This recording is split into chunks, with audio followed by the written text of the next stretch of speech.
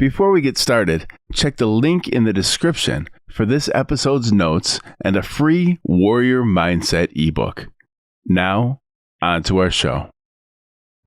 You mistake the saddle for the horse. Yeah. Now, in other words, the understanding of the sacred and the spiritual energetic dimension must be together. And I think that's where the beginning of the saddle for the horse hits for me. Yeah. Is that it's not the metaphor, is not the point. It's what's behind the metaphor, the experience, and what you see there. It's a pointing. Welcome back, friends. This one is different. This conversation doesn't float above the world. It drops in deep. We talk about what happens during and after awakening as the ego reforms, when your identity wants back in and the world doesn't understand what you've become. Have you ever seen something sacred, felt your identity dissolve, only to feel the pain of trying to return to the life you left? This episode holds that pain gently. Olaf and I speak about the tension of truth and persona and what it means to walk with your eyes open in a world that wants you blind. Thank you for showing up here. You're not alone in this space, and your willingness to stand in the fire of becoming, now that's holy. Let's begin.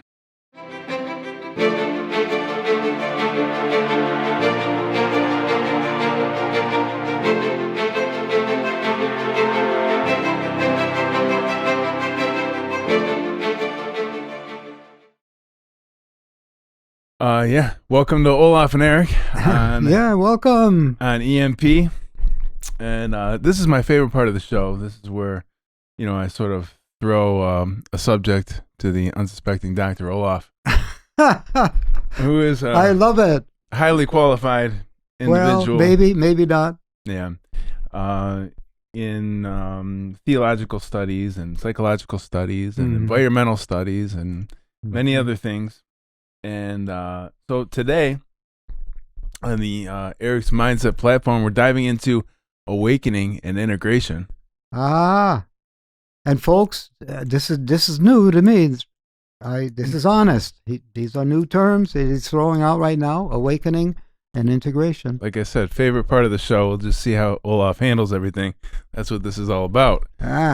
But we're exploring not just the ideas, but the practical tools to help you move through it. That's the point. Whether you're navigating this in the heart of a spiritual awakening or just tuning into the deeper rhythm of your life, this is where spirit becomes action. Let's get into it. I like that. Yeah. Well said. So there's this myth that awakening is some sort of a blissful escape. Maybe we have some sort of fantasies about it. Maybe we see movies about it, or the idea is that once you wake up, the noise stops, the pain dissolves, and everything becomes easy and light. But the truth? Awakening is a fire. It burns away the false. It strips you down to your essence. And integration is the walk back into the world, still barefoot, still tender, but with your soul turned on all the way. This journey is about learning how to be fully here in your body, in your relationships, in your purpose without losing the vastness of what you've touched. It's about holding the paradox. You're infinite and you're human. You're divine and you still get triggered. You're expanding and some days it still hurts. But here's the key. Integration isn't a phase. It's the practice of living your truth moment by moment. Now, and I have lots of how-tos, because how-tos are the currency of the YouTube. Yeah. I also want to point out something about, spiritual awakening or awakening is used in a variety of ways. Two of those ways I'll point out, like a spiritual awakening in an AA context is different than a spiritual awakening in the way that I'm putting it, as far as I can tell. Okay. How's the difference? So spiritual awakening seems... Here, it's easier if I just read what I wrote instead of trying to come up with it again. Yeah, please. It's good AA stuff. defines spiritual awakening as a moment or an unfolding where an individual realizes they are not God. It's the release of control, a powerlessness over the addiction, a turning over to the higher authority, often framed theistically, though open to interpretation. In contrast, I'm framing this as an awakening isn't about surrendering upward, it's about merging inward. The realization is not that I'm not in control, but I am more than the identity that I thought was in control. So the idea is that it's Right. not you're surrendering to a higher power. It's that you're recognizing that you aren't that ego identity that you believed yourself to be. This idea of full surrendering to a higher power can invite infantilism. It can invite irresponsibility, that it's almost like an either or. Either I take responsibility for something, think it through, make a decision about it, take responsibility for my behavior. Oh no, I just give it up, quote unquote, to God, or give it up to Jesus, and kind of you become like a child dependent on forces that you assume will be working for you, with you, benevolently.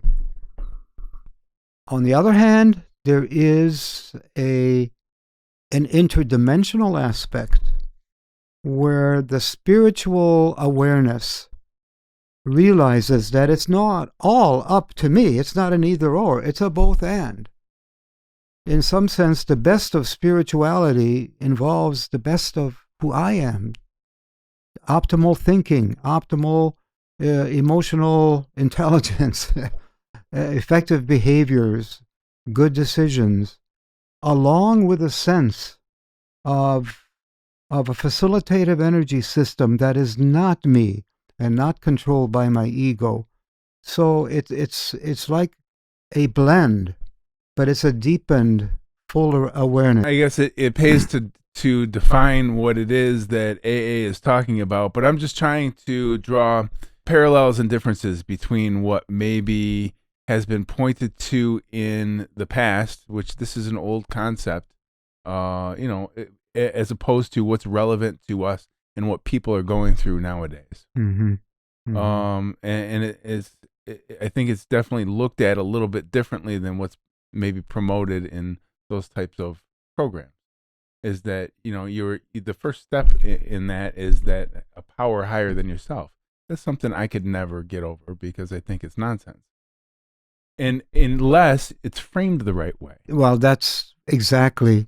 And I think I shared before a key moment when I was in a co-treatment specialist with a buddy named George. We're both in recovery, okay? We recovery counselors running the outpatient program out west at a hospital in Mountain View, El Camino. And I remember a conversation after a group meeting, a program from 6 to 9 in the evening, where people were outpatients. They came in, did some good work for 3 hours, and then went home with homework and so on, come back the next day, and let's see about your awareness and your integration, But George said to me one time, I'll never forget it, he said, people really mistake step 3 as being kind of a religious step, meaning you got to have a religious understanding of what higher power means. Whether it's Jesus or the Buddha or Krishna or whatever. He said, no. He said, that is not the case.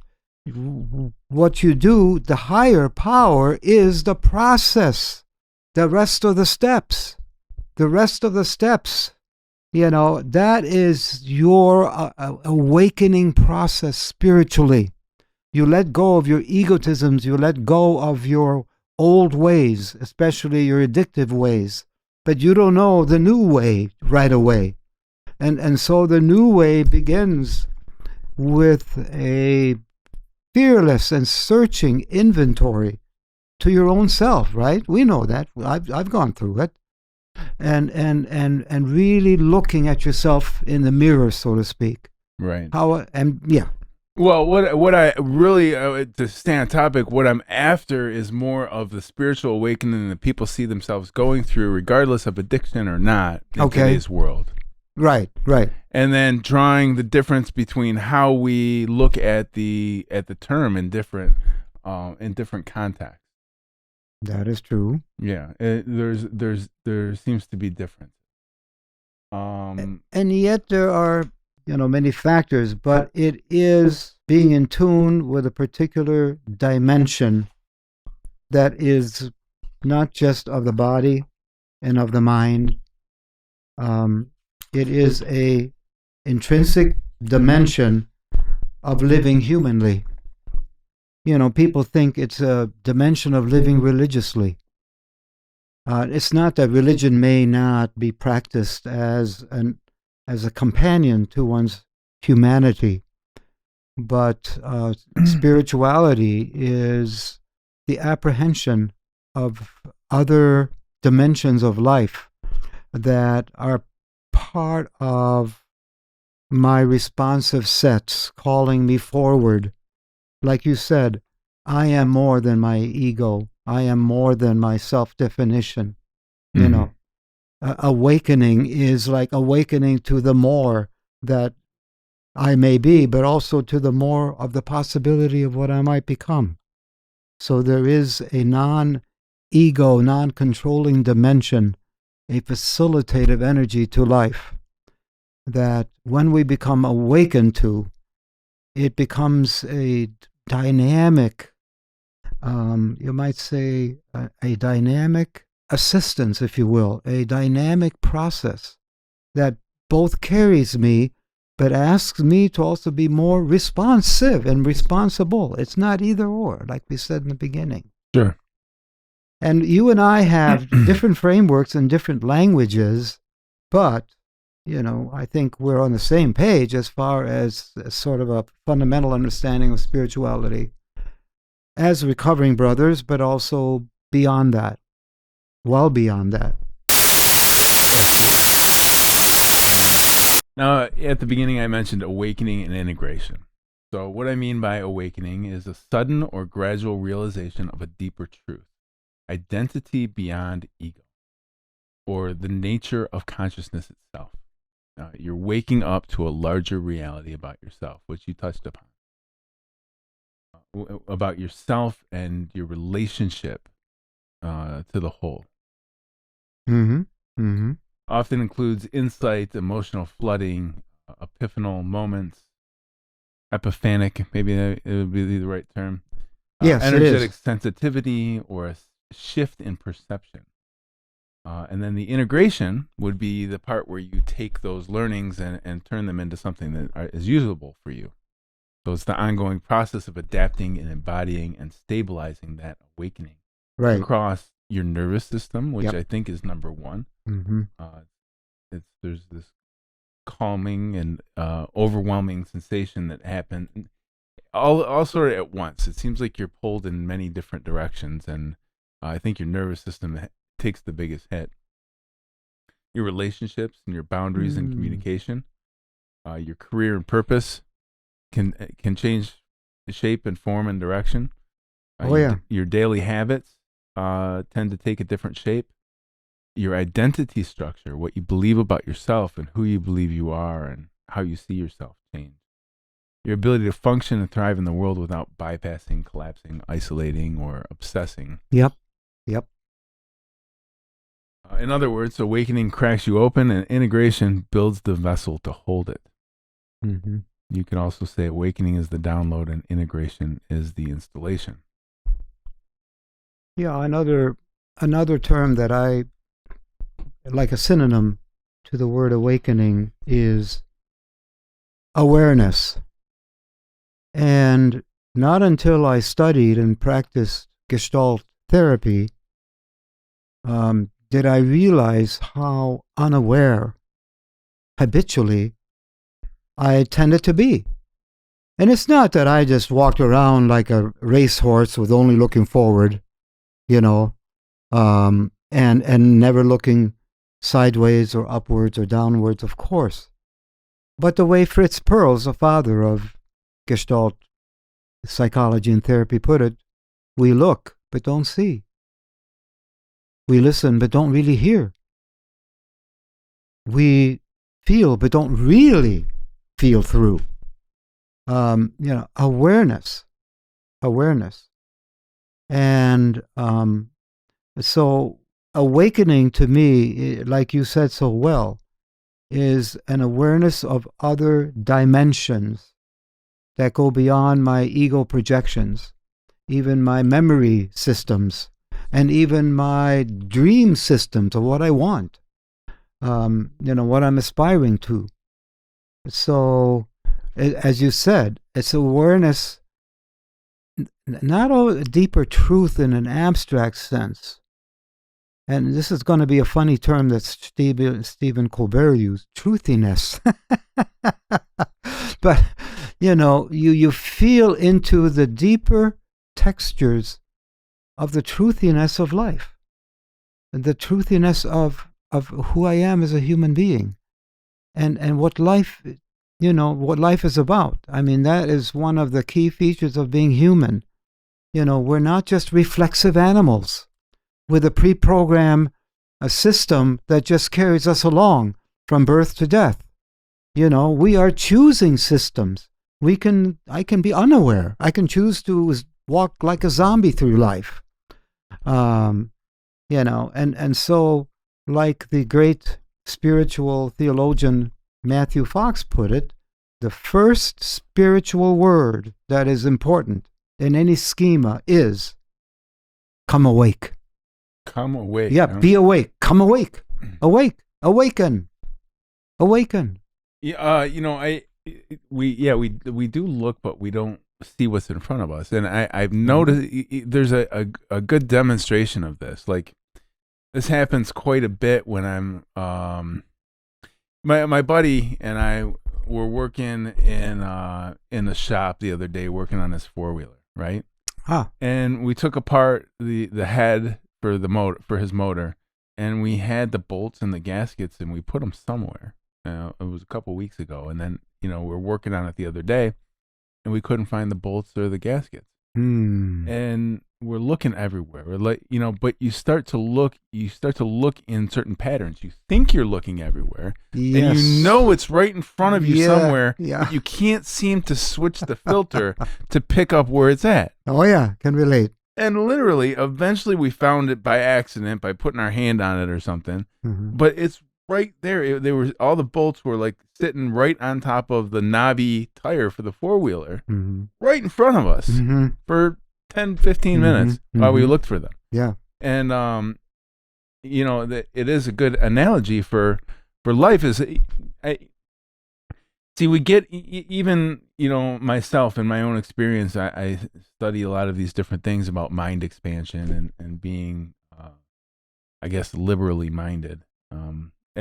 Is that, or open-minded, is that I think I see things as they are, but really I have these patterns within my mindset and within my visual field and within what I listen to, that I'm only hearing certain things because I tuned into them. And it's not that there's something wrong with me. It's likely evolutionary characteristic.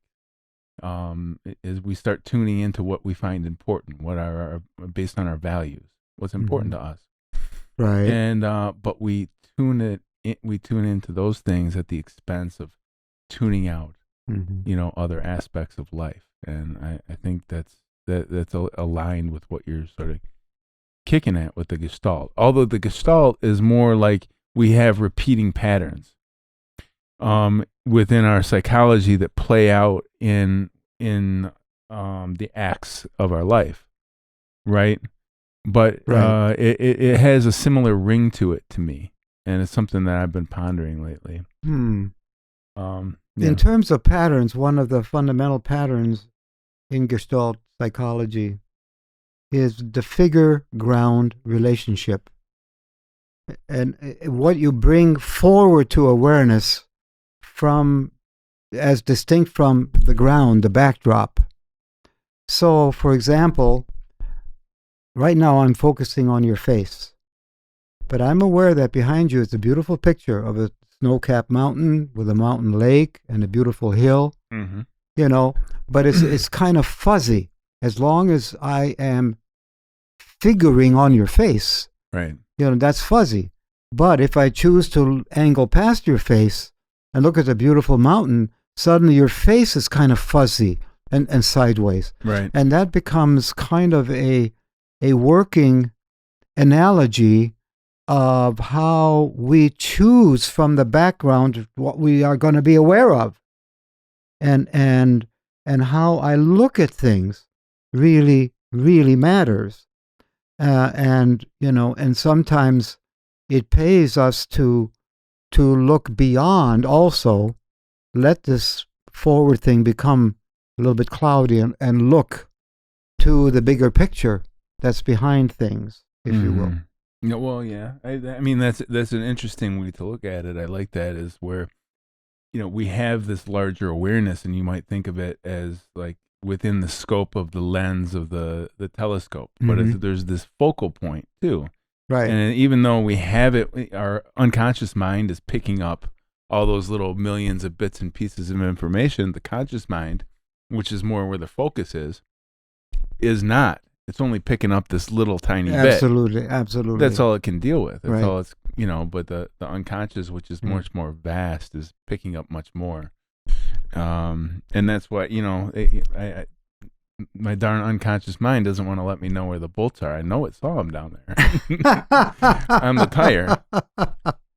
This may be a bit of, innocuous to some listeners here, but I love hoops. I love basketball, and I love the season of, the college playoffs, in March Madness, and now we have the NBA, playoff, or the NBA tournament, 7-game series between two teams. And the figure-ground relationship really plays out in how I look at the two teams playing on the TV screen. And I realized I focus too much on the player that's bringing the ball forward. So that's the figure. All the rest is kind of ground, fuzzy, where all the other players are moving and so on, and setting picks or coming to the corner or ready to set, some kind of maneuver. And I found myself delighting in what I'm looking at by not looking at the guy with the ball, not focusing there, but looking at the ground of what are all the other 4 people on his or her team doing, and what are the other 5 doing. And it becomes far more interesting, so it's not that I never look at the ball carrier, but it's more like I flip a little bit to that, but then I look at the maneuvering, and I can see patterns. Okay. Any surprise if finally the ball comes to that good shooter in the corner? Yeah. Well, yeah. To make a 3-point shot, that kind of thing. And I think that's kind of an analogy for inviting people to look at other elements that are part of your reality, that our ego tends to want to latch onto the same figure. So I want to look at the magnificent Curry carrying the basketball, for the Warriors. And is he going to shoot this incredible 40-foot 3-point shot? Or what's he going to do? Is he going to do a clever drive against big guys who can't do anything, with him? Or do I also look at all of his companions and what they're doing to set things up for him, or set things up for themselves, to make a credible, high percentage shot? And I think that's an analogy for life.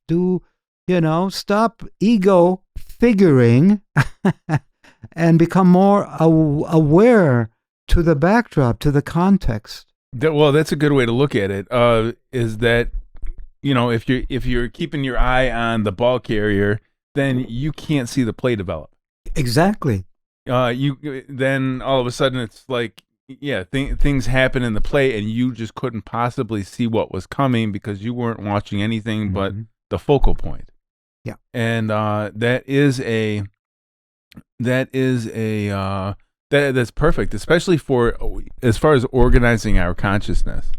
I think it's so important, as though even though we have such a great connectivity to each other and so many resources at our fingertips, that inside we feel a little bit lonely. I was reading a piece where the author, in a nice descriptive way of saying it, we really are much more singular to ourselves in our own experience than we might really appreciate.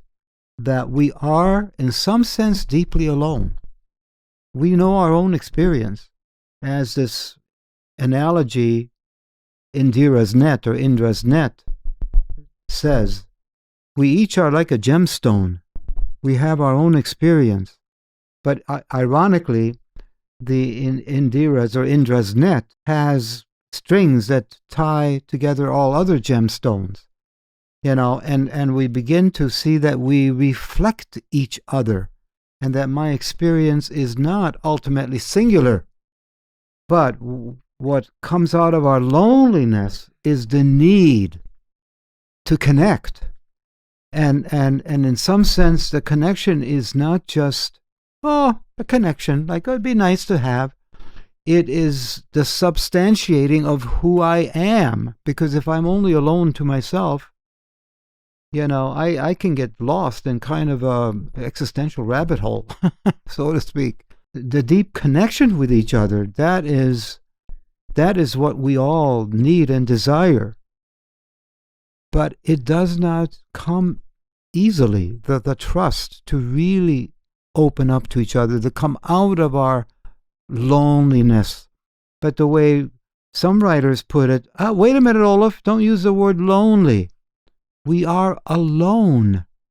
We are aloning creatures. And that is okay.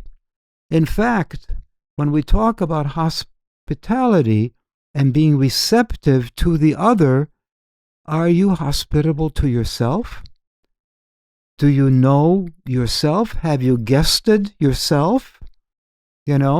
So in our aloneness, we are self-relational. That's the magic of being human, the I-me relationship. Think about that. And sometimes if I'm in the car, I might even vocalize and say, oh, Olaf, come on, what are you doing? Come on. You are so daydreaming that you almost hit that person on the corner. Come on, buck up, wake up. You too, huh? We talk to ourselves. We are self-talking creatures. But in our aloneness, the self-talking and being hospitable to all of my experiences, especially my weird things that I don't quite fully understand when I look at them, is sort of a foundation for then wanting to have a like experience with a true other, alone person, and we co-link, we connect out of our aloneness to a commonality, and that commonality has a way of confirming ourselves, because I am also not alone. I am alone and I am not alone. Certainly. And we seek the balance. And I fear that we're not doing it so well. Loneliness is a psychiatric category. And COVID, the horrible COVID 2 years, I think exacerbated loneliness. And so I think a lot of people are kind of stuck in their aloneness. Yeah, COVID, the pandemic, and electronics can give us kind of a faux connection. Well, at least I'm a friend of others on screen. That does not satisfy our real connective needs to come out of our aloneness. Certainly. Well, okay. So what I was getting to with the basketball analogy is that, sometimes when we get obsessed and we just can't, we're just focused on the ball carrier, we don't get to see the play develop, and that happens within the landscape of our own minds. And I say sometimes we feel lonely with that. The things that we obsess about were the only ones, but we put ourselves in that position. We put ourselves in the position of having this sort of ego mindset, this ego-oriented, individualistic mindset, as opposed to what's available is more of a universal mindset, where we can stand back and not be so controlling, trying to control the narrative within our own mind and keep our obsession with who's carrying the ball. We can back up and see the play develop. Right. And obsession is a function of egotism. It has more to do with what my ego requires or needs, and it's almost like I demand upon reality, and well, reality is not going to necessarily meet my demands. Sometimes it might satisfy. Sure. Absolutely. Yeah. So when I look to point out the differences between one way of viewing something and another, it's just to recognize that it exists. I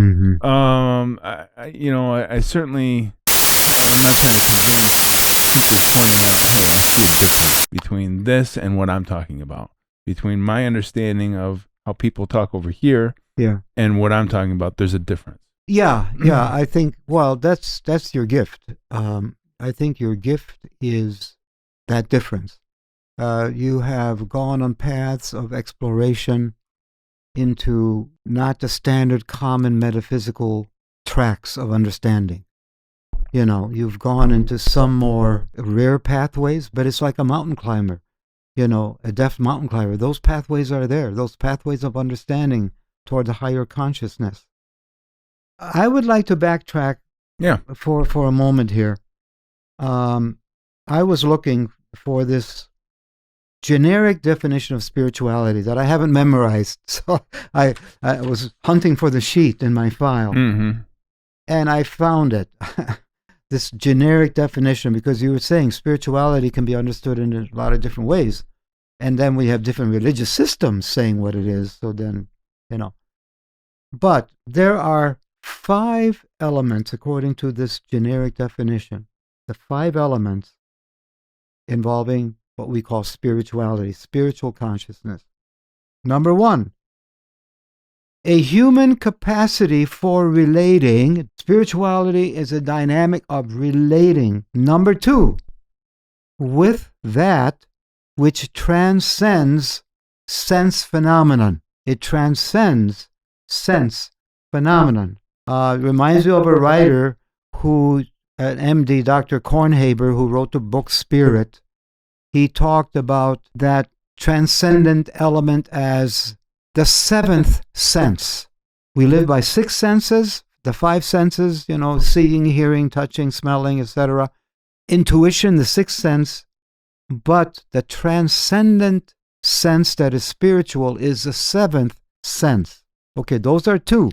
Well, yeah, I don't want to interrupt your flow. However, just to interject a quick Go point, ahead. Yeah. Is that there is, just food for thought, is that I think there is a sense within, because you're taking, because I've done a lot of thought on this, is that if it is beyond your senses, you're taking in the input somehow. You're witnessing it somehow. Yes. And it does transcend the physical senses. But there is some sort of, maybe 6th sense is what they refer to it as, but I think that's more of a grouping for multiple. 6th sense is more of a grouping for many multifaceted senses that you have within. Yeah, a model of the withinness that really speaks to me is the chakra system of Hindu psychology and spirituality. Tuning in, yeah. The crown chakra, and metaphorically put on the top of your cranium, your head, But when I remember reading Carlos Castaneda and I sort of merge it with Hinduism, it's kind of like there is an energy field that we receive and we absorb. There is a withinness aspect to spirituality, even though it goes beyond the 5 senses. I don't know what I almost want to, it's not new age, but whatever, the modern spirituality, the term for that is download, is what you're talking. The people receive download. Okay. But notice how the computer terms crawl into our general narrative. Yeah, that's fine. Download. Yeah, we do have. Well, absolutely, we have things that cross boundaries like that. Absolutely. Yep.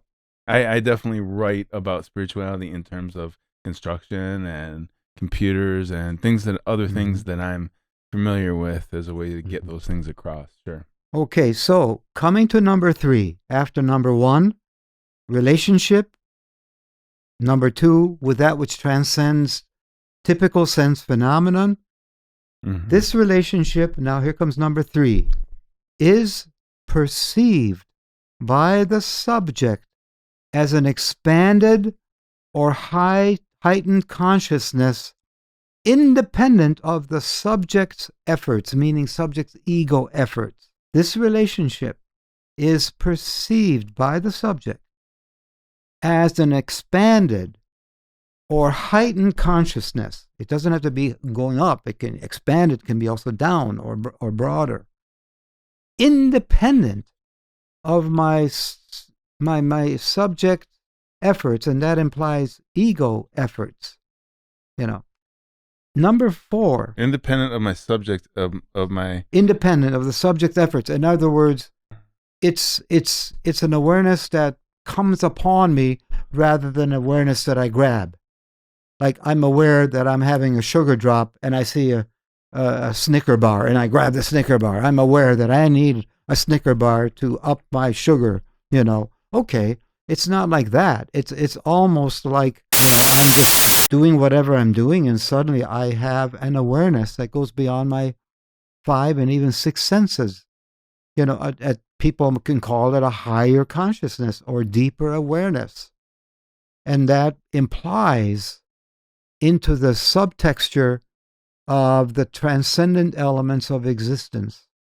Mm-hmm. Yeah, well, okay, so that's number 3, right? Just so we don't lose track. And then, right. So, but right. now, over time, I'll sort of define this more, but I definitely want to sort of define that there's a difference, because we don't talk about it enough. There's a difference between what I call awareness, we can come up with a different term for it, and what I call consciousness. Consciousness is sort of a character. It's a character that we play, even if it's just within your mind. Maybe it's that higher consciousness, you call it. Like you say, I come into a higher consciousness. This sort of Zen way of beingness. But there is something that is similar between, and you call it the I amness, and I'm calling it just awareness. Is there is some sort of, but I'm not trying to define it for people. I'm just trying to draw a distinction that I see and say, look at that. I'm not trying to say this is what it is, and I'm just drawing a distinction. Is that there's an awareness that stays with you, the awareness, the witness, the I amness, whatever you want to call it, that becomes aware or witnesses these different levels of consciousness, and I'll leave it at that. When I think of consciousness, what I have found helpful for me is the, I don't know, metaphor, analogy. I always kind of commingle the two terms. Someone might be listening and saying, hey, you're not using it correctly, but I hope any listener knows what I mean. I think of the 360-degree wheel of consciousness. Consciousness refers to, the fact that I am aware, like consciousness of this cup of coffee that I'm holding. It leads to this awareness, but it's a particular type of awareness.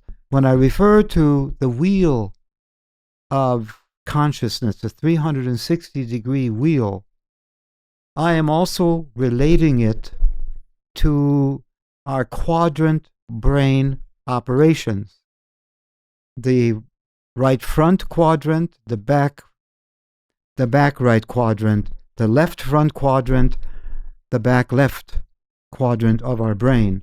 And I see a correlation between different forms of consciousness and the quadrant that's involved, And by the way, our minds are more than just our brains, so that's another whole different topic. So when I think about the right front quadrant, that is the place of holistic, intuitive thinking and awareness. It's a type of awareness that is specific to the consciousness structure and mechanisms of the right front quadrant. The left back quadrant gets into details, into specifics, into putting in the bolts on the engine, that kind of thing. That's left brain consciousness, awareness, and the quality of being in the right front brain, artistic, intuitive, holistic, vagueness, accepting vagueness as exciting, is very different from the precision of the left back quadrant. Those are different kinds of consciousness structure that results in different kinds of awarenesses and manipulative ability, if you know what I mean. Mm-hmm. Then the right back brain is a relational brain. How do I relate to circumstances? How do I relate to people? How do I relate to myself? That's the focus of the back quadrant. And then the left front quadrant, the logical, the mathematical, the sequential, the definitional, making workable sense so I can work with. And what brain research has found that all 4 quadrants operate in every person, but not with the same preferential pattern. That some people, their energy leans toward the right front brain, which is mine. Or some people more so to the relational part. They're happy extroverts. They love people. They get along with people. They have a magnetism and a welcoming spirit about them. Don't be surprised if they are basically right back conscious people, So when I speak of consciousness, I variated in my thinking. There are different levels, there are different depths, there are different structural components. And they are located, you might say, in this quadrant model of understanding the human brain. Interesting. Okay, so definitely we'll look into that. And when I point that stuff out, I'm definitely not trying to correct you, but what I'm after there is that it's like when we don't know what something is and we have sort of an ignorance to a concept or something off in the distance, it just looks like a blob, and we just describe the thing as a blob. And then as we get closer and we start to begin to see more detail, and we get to discern the details in it. And so we want to point those details out. Otherwise, we just keep calling it a blob, but there's a lot more to it than just the blob. Right. As we get closer to and pay more attention to these things. So it's discernment of details, regardless of what we call them. Now, let me go back to the definition, the generic definition. Generic. So far, we've hit on 3 of them, and the last one being that heightened consciousness independent of the subject's efforts. Okay, number 4. And this is kind of where you might say religious systems come in. This heightened consciousness is given, and these are the exact word of the guy who wrote this, Urban Holmes, given substance in the historical setting. That religious systems, intend to sort of give a practical explanatory and a working morality format for that heightened consciousness, to sort of, I'm using this in the best sense of the term, to harness it, like harnessing a race horse. That what religions do is harness this heightened consciousness, that's spiritual, into a framework. It reminds me of a metaphor I use to describe spirituality. And I would ask the question, how many of you have ridden a horse? Quite a few hands go up. Then I say, how many of you have ridden a horse bareback? Occasionally a hand or 2, but not as many as on a saddle. And I said, think of it this way. Spirituality is an energy like that of the saddle-less horse, but it's a definite energy system. It's most sensitive mammal on the planet, by the way. A horse is? Yes. So that's what I'm told by people. Now, I haven't checked that out scientifically. Maybe people out there will say, no, you're wrong. Okay.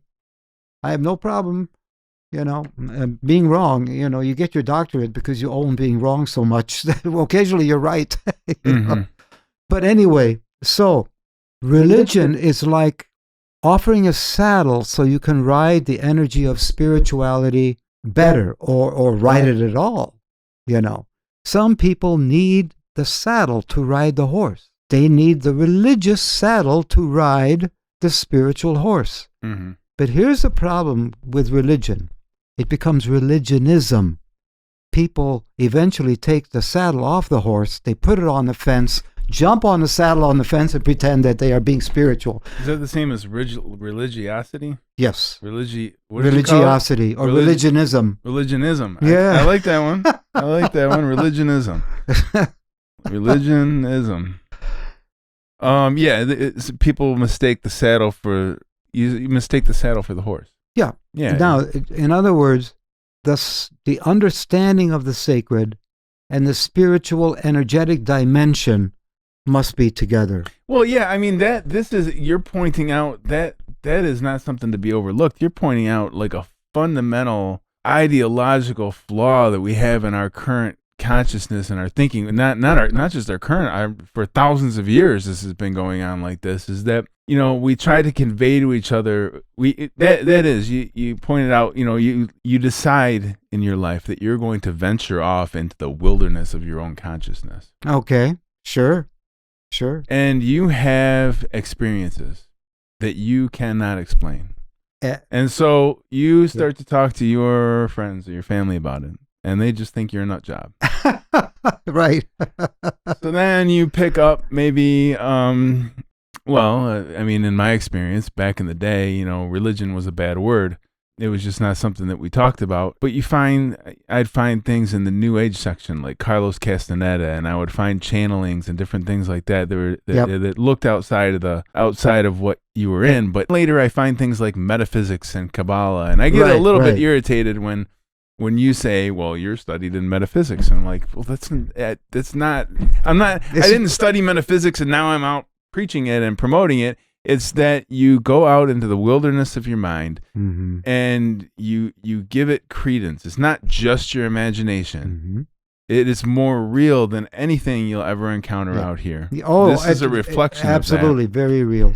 And then what happens is you need to look for other people's experiences and stories when they did the same thing in the past. And in doing so, you find ways to describe your own experience, and you find sort of something to push off of or go towards. Yes, mm-hmm. I agree with that. Mm-hmm.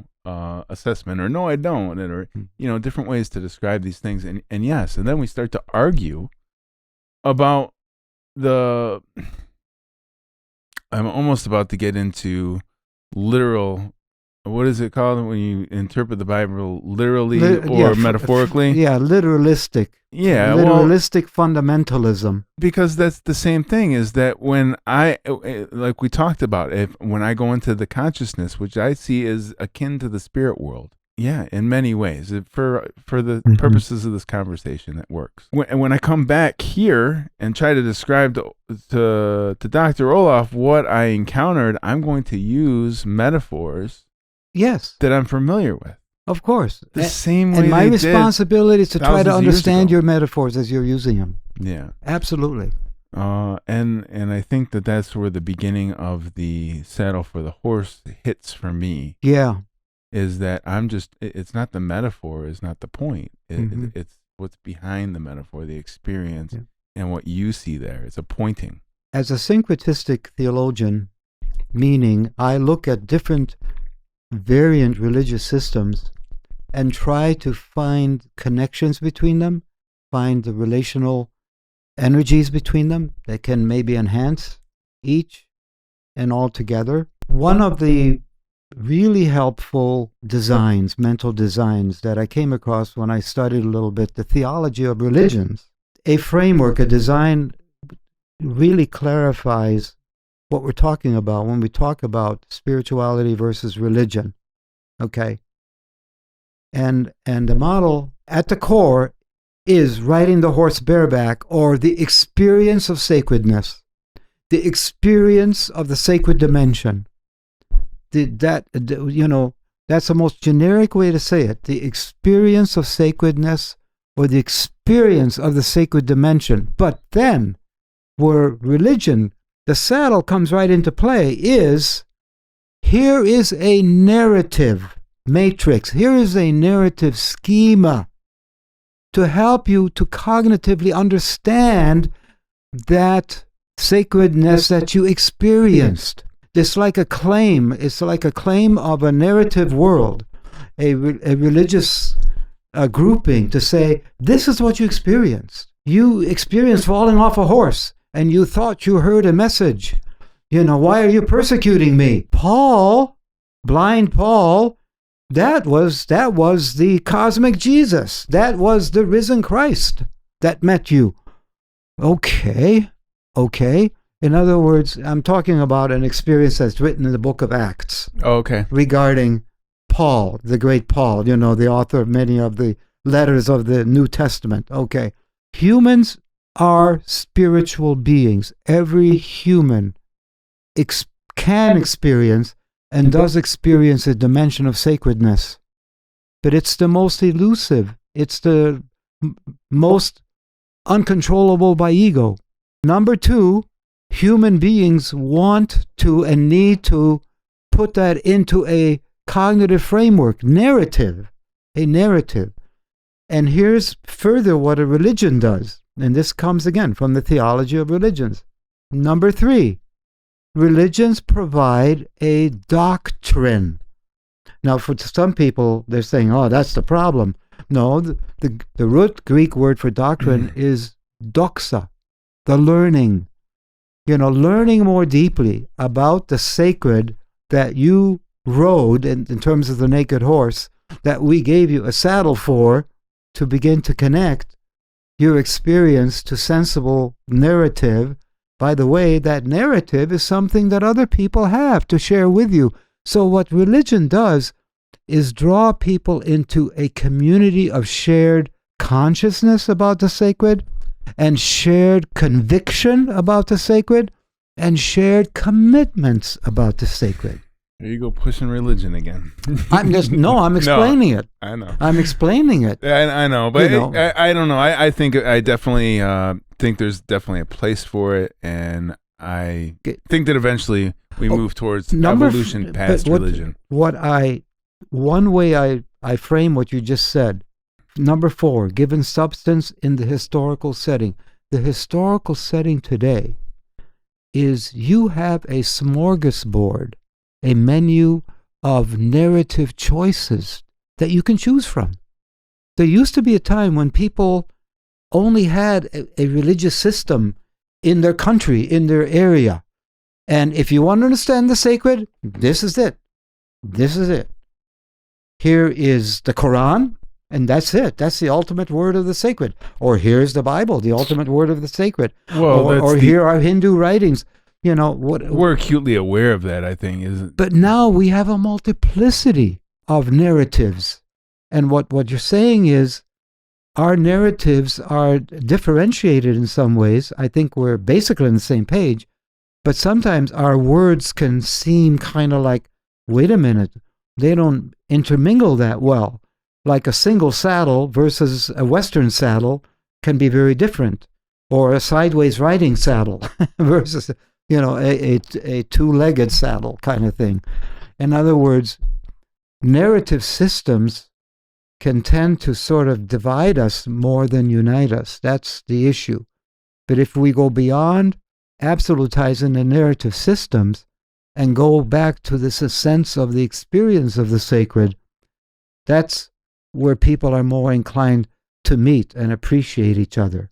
Not because they have the same religious narrative, but they know that there is a common sacred energy that they're sharing. Yes. Yeah. You say, I'm sorry, I feel like my words are kind of like a snowball, like rolling. It just snowballs and it just keeps adding. Oh, well, okay. So, I mean, there's a lot of stuff there. So, but still, we haven't even gotten to number 4 yet. No, we did say 4. We haven't gotten to 5. What was 4 again? Given substance in the historical setting. Given substance. And the historical setting is you can have New Age religion, you can have, typical conservative religions, you can have progressive religions, you can have Eastern religions, you can have Western religions, you can have indigenous religions.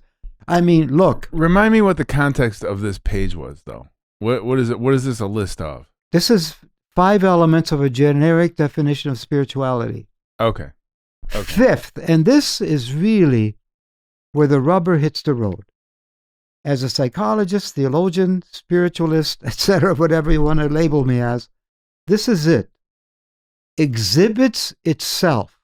All of these four really land down into action. Exhibits itself in creative action in the world. Notice that. It doesn't say correct action, moral action, rightful action, but creative action in the world. The most creative inducing energy is the spiritual. But what religions can tend to do is to harness that and think, no, it's not broad. It's very specific.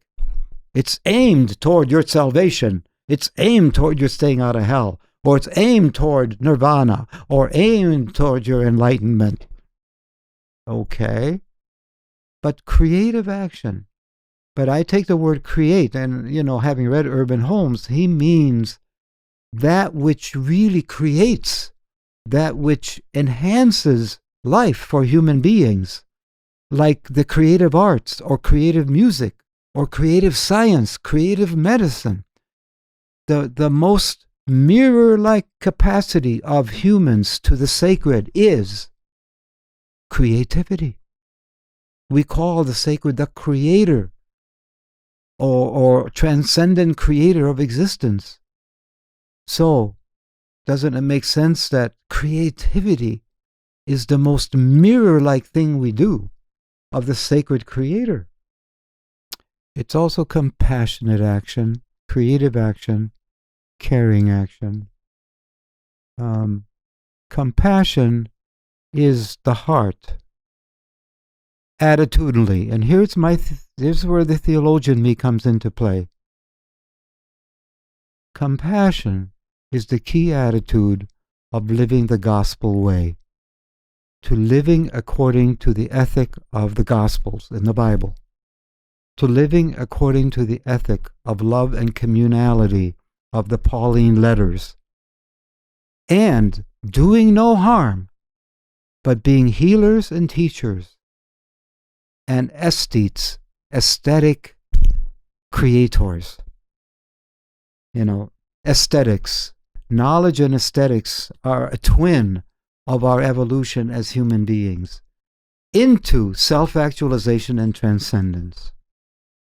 Those are the things that truly begin to be the remarkable features of our humanity.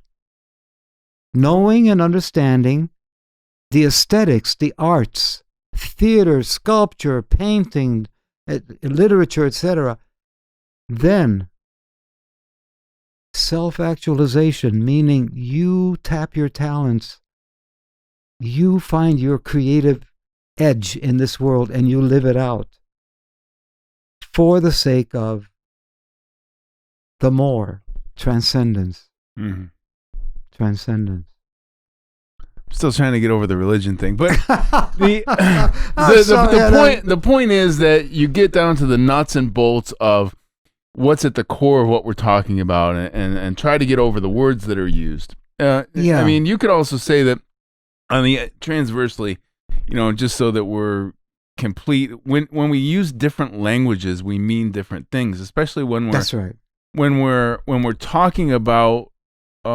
Especially when we speak the same language, like English. If we're using different words, we're saying things because we have a different model. I don't want to use the word perception again. I think more accurately, it's the model that you use. And the model that we have of something is not what it is. The first step of the Tao Te Ching, as I mentioned several times, is that the model that you have, the Tao that can be named is not the eternal Tao, which means the model that we hold of things, the symbols that we use to reflect that thing are not the thing itself. But what you're saying is it's not about the words or the narrative that we create or that we use. It's about the thing that we're looking at and pointing to and saying, hey, do you see that over there? Regardless of how I explain it. So in... Yeah. Go ahead. Oh, well, I was going to change the subject. In that vein, unless you had something to add. No, But I do want to just give you here's a copy of that sheet with that generic definition. Certainly. And then there's also a list of symptoms of spiritual stagnation. Oh dear. This is good. Okay, so before we give the symptoms of spiritual stagnation, let's get into that next time, because if we're going to give that, then I want to have some sort of how to move past the symptom, past spiritual stagnation. Definitely don't want to end on that. Right. Okay, so I'm making note of that too. All right, so we're still in the same vein. It's about spiritual awakening. We got a couple other topics that we cover, but this is definitely one of the major ones. And something completely relevant nowadays is identity. What I'm talking about is not what I identify with regard to, I don't know, whatever people. It's no mistake that we've grabbed a hold of this term of what I identify with. I identify as. This is a common term nowadays, because we're now I'm not talking about the politics of it. I'm not talking about the psychology behind it. I'm talking about at a spiritual level, there's a shift that's happening, that's playing out in the different levels of reality within our psychology, within our culture, within our mindset, within our emotions, within our yeah. But what I digress. What I want to get into is how to let go of your ego identity. When we talk about being more closely aligned with universal will as opposed to ego will, and I think that is one of the. My point is that's definitely one of the core premises, is that we're getting towards more of a universal identity and not being so grounded in our personal ego, individualistic identity. One writer calls it in his book, From Empire to Earth Community, David Corton. He talks about group consciousness, and he refers to this as ecological consciousness, the unity of humankind with all life kind, creature kind. But what he talks about that intimates what you said, the cosmological consciousness, that I'm part of a whole, and a significant part of the whole, but part of the whole. And that if we don't have those two consciousness growing amongst humankind, wherever on our planet, we will continue to destroy our planet. We have to have ecological consciousness about qualities of life that helps all creature kind and humans to flourish, but even the cosmological consciousness, which is that spiritual consciousness that we talk about. Right. And this is life and death for society. Yes. Well, and I definitely want to get into the how-tos, but I always like to point out that it's almost an ego construct to simply focus outwardly and say that our problem is that we're destroying the environment, when the destruction of environmental things, whatever political side you're on about that, there is a cost involved with how we treat things. But it's not the environment so much we're destroying as it is a reflection of what's going on within our own consciousness. Well, that's right. And we chase things at the expense of other things. We chase things without paying attention to the holistic wellness of the system. And I think that happens at a spiritual level, and it simply reflects the level of our consciousness at this time. And if that ends in our destruction, then from a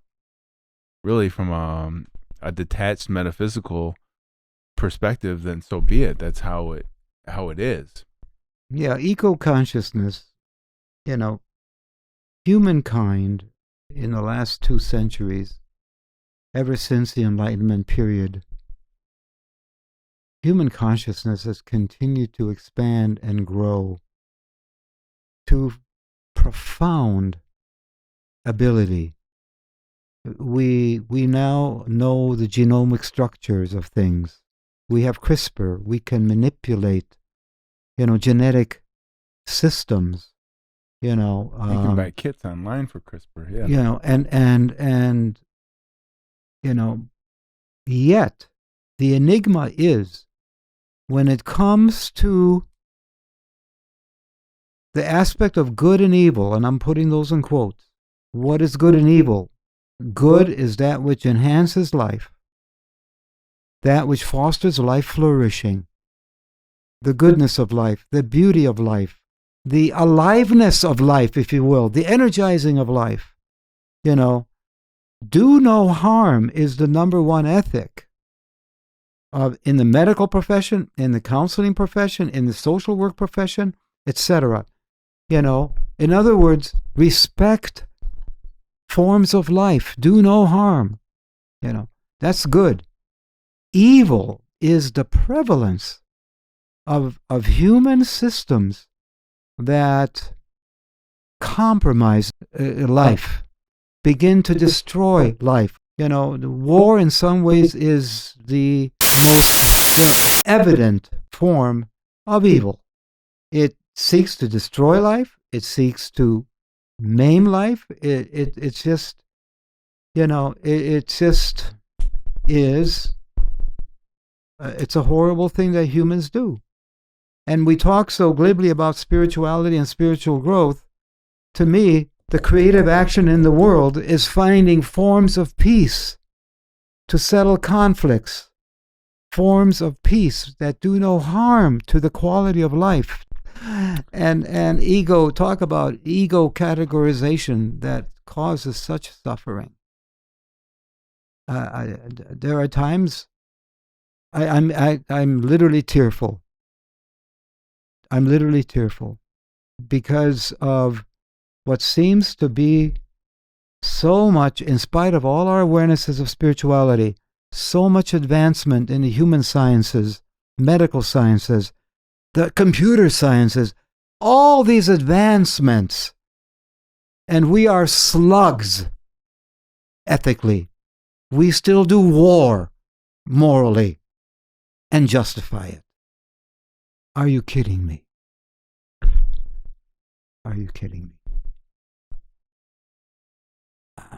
Well, okay, so I mean, I know I'm definitely kind want to of get to the how-tos, but my response to that would be the only thing that we can do with that is take responsibility within our own consciousness, because I can't do anything Yes. out here physically. But with other people, yeah. Peace movements and the like. Okay, so I don't even know about that. It is certainly that, again, that's a reflection of what's going on in my own consciousness. But I have direct access through the consciousness, and I think of it in a fractal geometry, Yes. like the veins in a leaf. I have direct access to let's call it the mass consciousness. We'll use Jungian words here.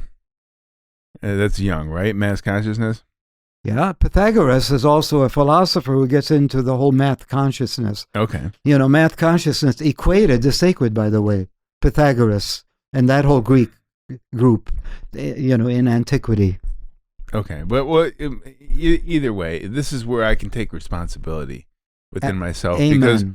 Because the physical world is a reflection of what's going on up Yeah. here. And what's going on up here is, I'll say this is my interpretation, what's going on in your conscious realm, that your imagination is what stays with you when the physical body expires. I would say that, that's what's still there. Your imaginatory realm and your witness is what you still have. Yes. And spirituality is about the imaginatory realm. But what kind of witness? And this is where, again, I call it the gospel way, living the gospel way of Yeshua. It is the attitude of compassion.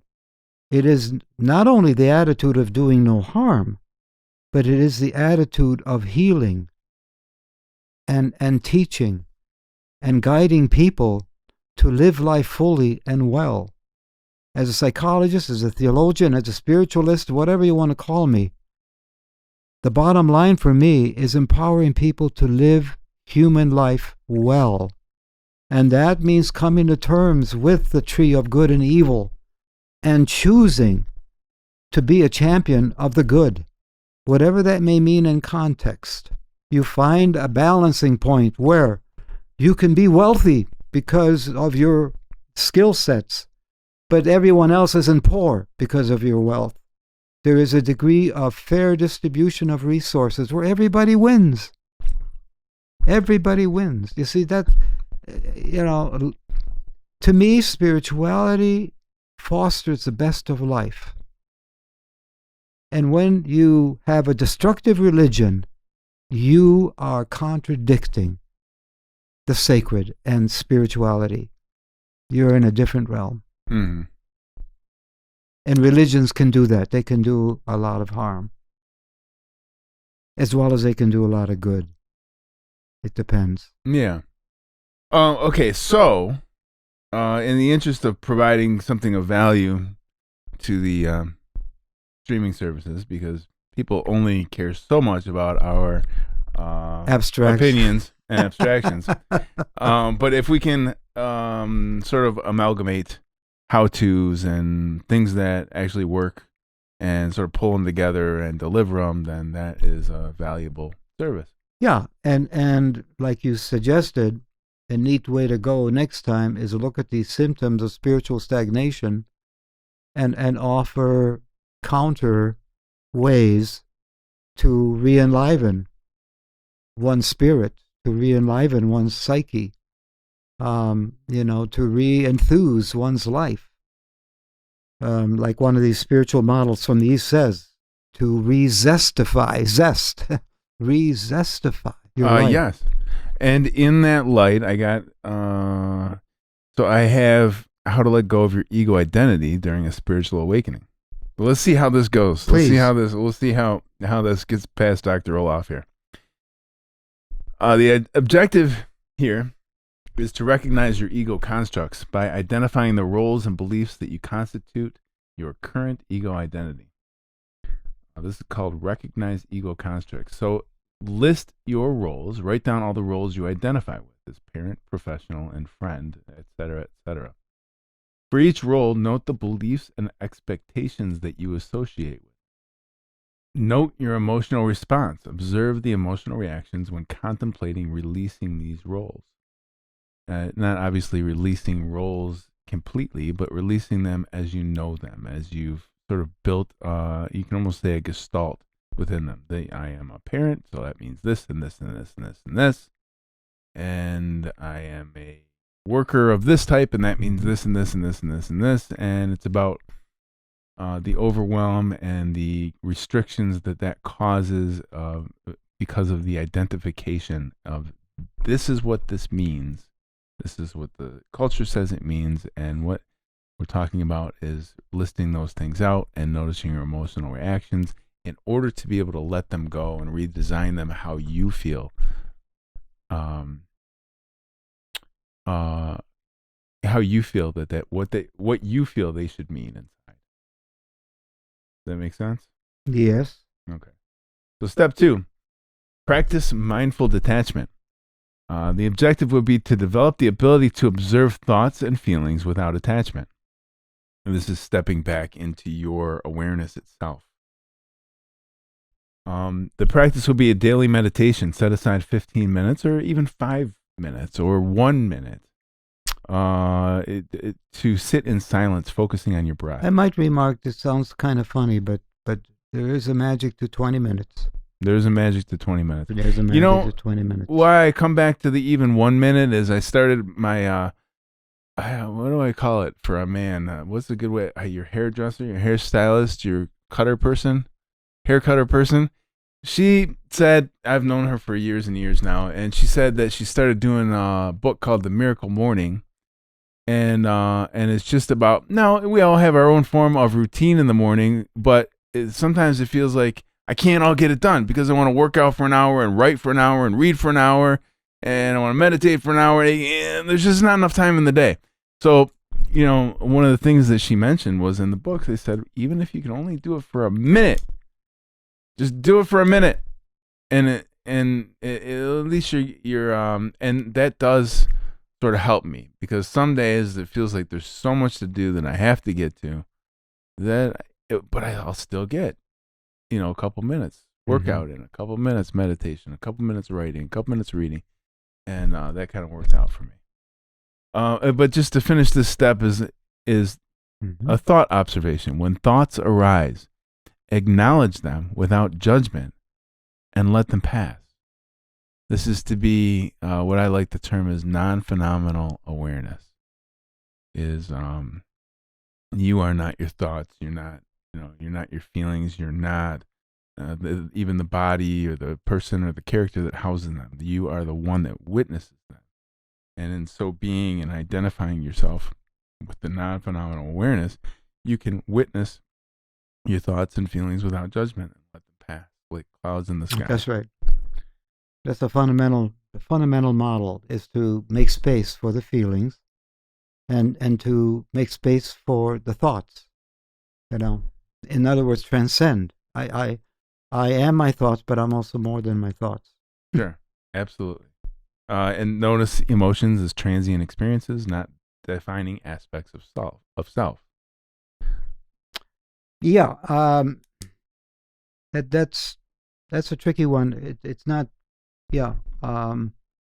It's a tricky one, and I can say that, for instance, there were times in my life where I would go decades, and in the morning I would have the worst sort of depression. And like no matter what, I couldn't get past it. And in a way, you could start to call that a defining aspect of self. But at the same time, it's not attached to me in a constitutional, fundamental sort of way. But it's just to notice that as this too shall pass type of a thing is. Since you mentioned, emotions, feelings, really, any listener out there, if you're all inclined to be a reader, the book Emotional, that's the title, main title, Emotional. Subtitle, How Feelings Shape Our Thinking, by Leonard Mlodinow, Mlodinow, Mlodinow. It's now in paperback.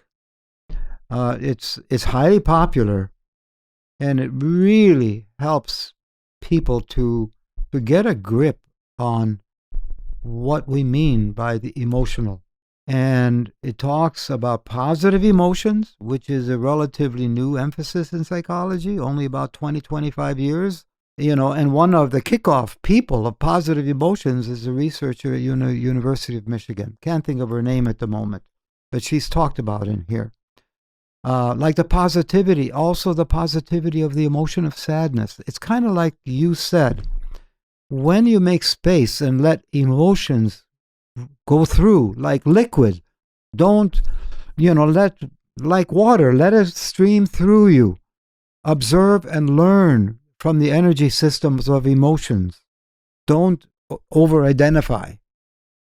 That is part and parcel of healthy integration and awareness. I'm aware that we don't have time today to get into the second word that you emphasize. A lot has been about awakening and religious awakenings and so on and so forth. But integration, and your list is good in one sense, that it does foster a healthy, holistic integration from a spiritual and psychological standpoint. But so far, what I've heard on your list, letting go of the overdone ego identification, is very good. Absolutely. Thank you. I thought you were going to say, in one sense, it's good, but here's where it's bad. But you didn't. No. All right, so step 3, engage in reflective journaling. Now, in the future, I want to get a little bit more step-by-step with some of these things, because exactly. I can be like, okay, I get out a journal, I put this next to my bed, and I'm like, okay, now I'm writing because I said I was going to write every day, but I don't have nothing to write about. So, generally what I end up doing is writing a list if that's the case, is writing a list of everything I want to get done that day, which a lot of times I do anyways. But now, the objective here is to articulate and process the evolving sense of self when we're talking about the ego identity. And letting go of the ego identity and moving more away from egoic will to more towards universal will. And this is how, one thing that comes to mind is that we recognize that we are not alone. That's right. We are not alone. That's right. That is illusory. Yes. Yes. I got to be careful when I say the word illusory in front of Dr. Olaf. As if I'm not full of illusions? No, I don't know. I feel like I'm going to get some sort of, I don't know, more. I don't want to be vague about words like that. I'm going to get a definition. No, that's. All right, so write about daily entries. Write about your experiences, feelings, and insights during this phase of this. I want to add a little of a qualifier or caveat, whatever the term is. Not all people are into the journaling and writing. Mm-hmm. So there might be other creative ways to express that which is not readily put into a verbal construct. And one of the things that I've done and occasionally do, I go into a spiritual mode of feeling with my body, and I do a spiritual Tai Chi like dance based on an internal sense of my connection to sacredness at the moment. In other words, creativity. Allow the non-ego parts of you to express. And they will speak. They will. If you listen. The non-ego parts of you. Okay, so that's a whole nother subject because I would say that the ego is the what allows for expression. What allows for, because it is the recognition, it is individuality itself. So okay, anyways, but I love that. I like movement, and I like the way I express it the most is I'm just imagining myself. I like to get out to nature daily in the morning. So do I. And it just a lot of times I'll try and get so many miles of walk in, but a lot of times I'll just I see myself balancing on anything I can walk on, like a log or rocks or whatever to balance on. I like doing that, and that's my sort of expression of becoming balanced and just going inside. I mean, nature, and having that expressiveness and being like a child is what my absolutely point was. The whole neoteny theme. In other words, we are children. We are children in adultized form, but we are children. We are. Yes, and you must be like a child to enter the kingdom of heaven. There you go. So, yes. Gee, you're quoting a religious phrase. Well, it's okay because that's the fundamental meaning. Yeah, I know. What did Yeshua mean by that? You caught me. No, because he was accused of like being like a kid and playful. How dare you play with such people? How dare you be with these people around a campfire at night, telling stories and having fun? They're the wrong kind of people. Come here and be with us religious folk. Yeah. Yeshua didn't go for that. Because, being an adult in that context, it leads to a structure and this is how things are, and I know how things are, and this is how I should be. And it's the definition of egoic identity and structure. Yep. And if you have identified yourself with this limited beingness, then how can you know the vastness of infinity or God or existence? Yeah. Step 4, embrace the void. Find comfort in the space where the old identity has dissolved. Find comfort in not in the void. It can't be said much better than that. In the void where the identity has dissolved and the new you has yet to form. Yeah, it kind of reminds me of Kierkegaard, who was a Christian philosopher, Scandinavian, and he talked about faith as a leap into the dark. And I think the word void is a fitting synonym for what he was talking about. You jump away from rationalistic constructs into the depth of reality, the void. The void. There is the via negativa in spiritual growth, not just the via positiva, the conviction, the commitment, but also the void, the emptiness, the darkness. We come to the light through the darkness. That's another whole session. We're almost done here. I only wrote 5 steps out this time. Sit in silence, allowing thoughts to come and go is the meditation. Without attachment, embrace the emptiness as a fertile ground for new insights. Just sit and breathe and be open, yes. And the affirmation, which is another Monday or another morning, miracle morning ritual, is in the void I find infinite possibilities. Step 5, integrate new insights into daily life. So, action, creative action. You have to do the action. That is sort of the, I'm going to butcher it, so I'll leave it alone until next time. But I'm thinking about tablets and the 8th insight. But I'll leave that alone for now. So, but action, right. We can't just sit, when we're talking about manifestation and things of that nature, you can't just sit on the couch and expect whatever you dream about to show up without the action, right? Yeah. Integrate new insights into daily life. So apply the awareness gained from ego dissolution to everyday interactions. Yeah. Authentic expression would be a practice. Engage in activities that align with your emerging sense of self. Yep. Community connection. Seek out like-minded individuals or groups to share experiences and support. Don't sit in silence by yourself. Or create those community connections. If you can't find it, Exactly. Share these steps with trusted friends or trusted colleagues. Sometimes we can create community around this sort of pretty, quite compelling, helpful list of how to de-egoize and become more spiritually conscious.